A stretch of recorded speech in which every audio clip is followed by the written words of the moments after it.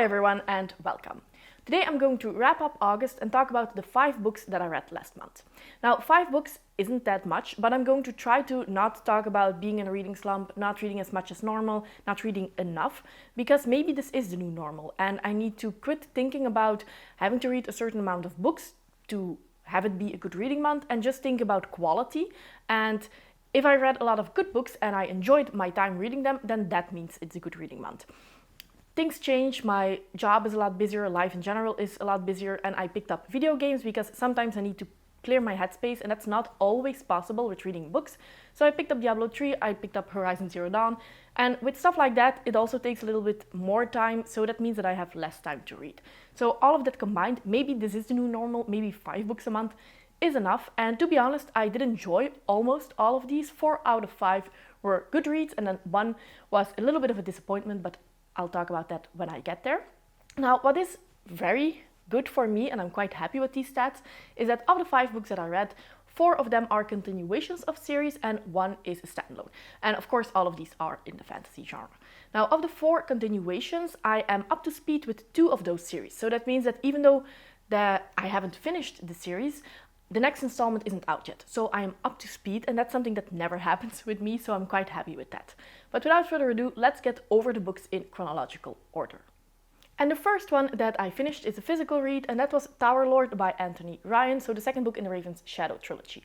Now, I do have a spoiler-filled discussion of this second book on my channel that I will link, but if you haven't read it yet, then of course don't watch it because that's spoiler-filled.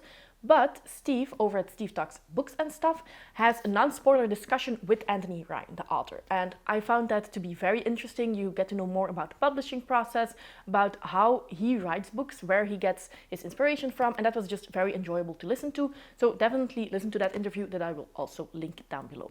Now, Tower Lord is the second book in this trilogy, and Bloodsong I read last year. It's one of my all-time favorites. In that one you follow Valen, it's one POV, and it's really very character-driven. Now, this is definitely a grimdark series. It's on the lighter end of grimdark. It's maybe a little bit between grimdark and dark fantasy. Either way, what is the difference between the two? I don't always know. I just know that a lot of people loved Bloodsong and loved Valen and were very just connected to Valen and felt like they wanted him to succeed and he had a hard life. All of that, beautiful. Now, I know that a lot of people didn't like Tower Lord because here you have multiple POVs. So you have Valen as one of the POVs, but he's not really the focus anymore. And while a lot of people were a little bit taken back from that and they DNF'd the series, I would definitely say continue, because once you know that and you know that the story is going to be a little bit slower, because if you follow different POVs in different parts of the world, of course, the overall story is going to progress slower. It's beautiful. At this point, Valen isn't my favorite POV anymore. One of the new characters had such a beautiful story arc and character arc that I fell in love with that. I also think that Anthony Ryan has a beautiful writing style, and that's still present in the second book. Maybe it even got better. And in this one, the world opens up and the magic system, you get to know a little bit more about that. You have a very mysterious enemy that the main characters in this world don't know a lot about, and you get to know a little bit more while you follow them. So Tower Lord, it's amazing. How it ended also made me want to pick up the third book very soon. So I do hope that the conclusion is still something that I enjoy, but if that's the case, this is definitely one of my all-time favorite series. So I'm very happy that I picked up Tower Lord, and if you like Bloodsong, know what you're getting into with multiple POVs and Valen not being the focus anymore, but just know that it's still a very good book. After that, I finished an audiobook, and that was The Forgotten Kingdom by Signy Pike. This is the second book in the Lost Queen trilogy by her. The first book is called The Lost Queen. This is one that I'm up to speed with, because we have to wait for the third book until I think 2023, which makes me very sad because I like The Forgotten Kingdom more than The Lost Queen. Now, I've talked about this a couple of times. Signy Pike is definitely an author that's very reminiscent of Juliette Merlier. She also writes historical fantasy. She takes inspiration from the same time period as Juliette Merlier, and she focuses a lot on druids and nature-based magic. So it's very similar in that way. I think that her writing style is a little bit different. It's less fairy tale-esque than Juliette Merlier, but I don't really mind that. So in this series, you basically follow, in the first book at least, you follow a twin. And the male half of that twin is actually the historical figure on whom Merlin was based upon, the myth or the legend Merlin. But you follow more than that his sister, who was a queen, but she, even though she was very important in history, she was basically forgotten over time. And this author really tried a lot to find all of the historical facts of that period and stay very true and very close to that, which is something that I always enjoy. Now, in the second one, you still follow these two characters, but you also follow the daughter of one of these, who is very connected to nature and has some druid-like capabilities. So I like this one quite a bit, and if any of this sounds interesting to you, then I would definitely say pick this one up. Then the second physical read that I finished this month is The Blade of Fortriu by Juliette Marillier. This is the second book in the Bride Chronicles trilogy. Now, I loved the first book in that trilogy, so my hopes were very high for this one, and even though I still enjoyed it, it's one of my least favorite reads of Juliette Marillier, maybe the least favorite one, which doesn't mean that it's a bad book, because I still enjoyed it quite a bit, but it just had some things that I wasn't that invested in. In this one, you follow Anna. Anna is a secondary character in the first book, and she needs to go on a journey to visit another chieftain that she needs to marry. So she's basically being married off. Now, during that quest, if you want to call it that, she is, of course, being protected by a lot of warriors. And one of those warriors doesn't really like her. He thinks she's a spoiled princess, and you follow these two POVs. Now, so you follow them until they, in the end, are at the place where she needs to marry the chieftain, and there's a very mysterious thing happening, something that a lot of people don't want to talk about, but that of course becomes very important in the story. Now, without giving away spoilers, the type of love, interest, or romance that you have in this book, it's a love triangle, and that's something that I don't really enjoy. You have a love triangle in one of Juliette Marillier's other books, which is Fox Mask, and I think that it was handled very well in that one. I think that here, not that well, but of course it's something that I just don't like in general. And then besides that, it was a very slow book. Now, I don't know if that's because I didn't really have a lot of time to read, so it took me 2 weeks to finish this one. Is that because I didn't have a lot of time to read and that's why I wasn't really invested in the story and that's why I didn't like it as much? Or did it take me 2 weeks to read this because the story wasn't that good? It's one or the other. In the end, it's a fine book, and I think that the third one is going to interest me a little bit more because I already read the back of the book and I know which character it focuses on. But this one, for now, is one of my least favorite reads of Juliette Marillier, and I do hope that it picks up after this second book in the trilogy.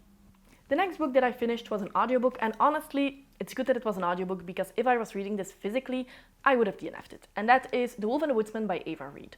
So this is a debut author, that's why I feel a little bit bad talking negatively about this book, but I'm not going to lie, I didn't like this at all.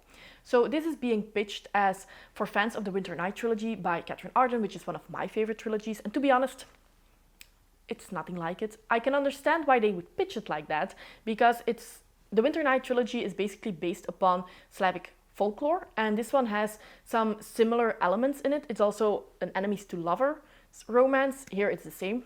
But where the Winter Night trilogy is a fantastical atmospheric read, it's just beautifully done, and the romance is also done very well.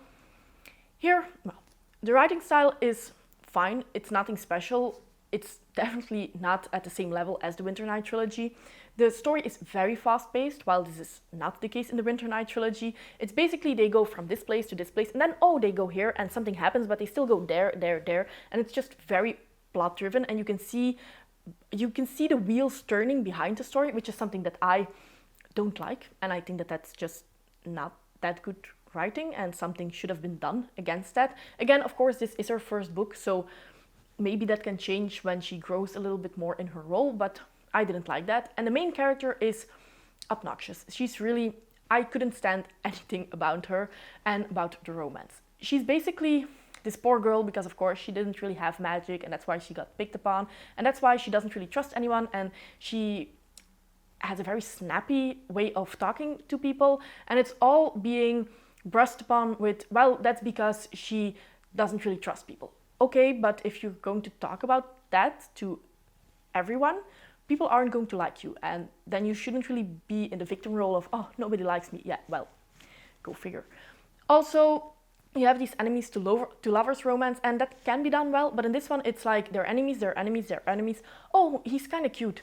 They're lovers. But even when they are lovers, she's still obnoxious, and she still talks to him. Everything is his fault. Even when he says something that's not that bad, she goes on a rant about how he's a woodsman and all of that stuff. I didn't like it at all, and it's more like Uprooted by Naomi Novik, which I didn't really like that much either. It's much more similar to that book than to the Winter Night trilogy by Catherine Arden, but it's worse than Uprooted by Naomi Novik. If you've read this one and you did like it, then please let me know. But if you liked it, did you like the main character? Because I can't see how you can like it. And I can read a book about a main character that I don't enjoy, but then I at least need to enjoy the plot or the world building or the magic system. And in this one, I didn't like any of that. It wasn't explained very well. It just felt bland, to be honest, and annoying. So I'm glad that I finished it because I don't like DNFing books. But at the other hand, I've DNF'd books that were better than this one. So this was my biggest disappointment of the month. Go figure. And then the last book that I finished in August, that was a physical read, and that is The Mirror's Truth by Michael R. Fletcher. So for this one, I also have a spoiler-filled discussion with the author on my channel, so I will link that one. If you've already read this book, then you can go have a look. If you haven't, please don't, because it contains spoilers. Now, this is the second book in the Manifest Delusions trilogy, and again, the third book isn't out yet. Fingers crossed that it arrives soon, but it doesn't really end on a cliffhanger note, so if you want to start this series, please do. Don't wait on the third one, just read the first and the second one and you'll be fine. And you'll be happy when the third one arrives, but it doesn't really need to happen. Now, in the first book, the magic system and the world building was what drew you in. This is by far the most unique magic system that I've ever read about. It's basically how the insane shape reality. So for instance, you have mirrorists in this world, and these are people who think that their reflection is real, but because of that, their reflection becomes real, and their reflection wants to take over their life. So that's just one of the types of magic you have here. You have a lot of different insanities that shape reality, and it almost talks about how, if that's the case, the sane people are actually the insane ones, because they don't believe that. But when insanity is part of your reality, is it insane, or does it become sane? It's really interesting.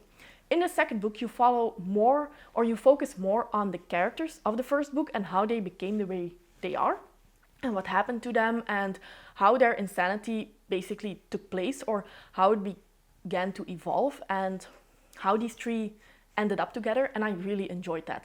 I think that I liked this one more than the first one, and I already liked the first one. Now, do be aware that this is grimdark. So it's definitely more grimdark than the First Law trilogy. It's more grimdark than anything that I've read, and it's basically at the edge of what I can still enjoy. I think that this is amazing, but you need to know that before going in, and maybe look up some trigger warnings, because there are quite a few in the first one and in the second one. But I'm so happy that I read it. I'm happy that I was able to discuss this with the author. And if you like grimdark, if you like unique magic systems and where the magic system is very connected to the world building, they're basically one, then this one is a high recommendation. So those were the 5 books that I read in August. I know that August seems miles away, but I hope that you can still remember what you read. It's only been 2 weeks, so please let me know what your favorite book of the month was, and I hope that you don't have any disappointments, but if you do, let me know in the comments down below as well. Have you read any of the 5 books that I read, or do you want to pick some of these up? Also, please let me know. As always, I hope that you enjoyed the video, and see you next time. Bye!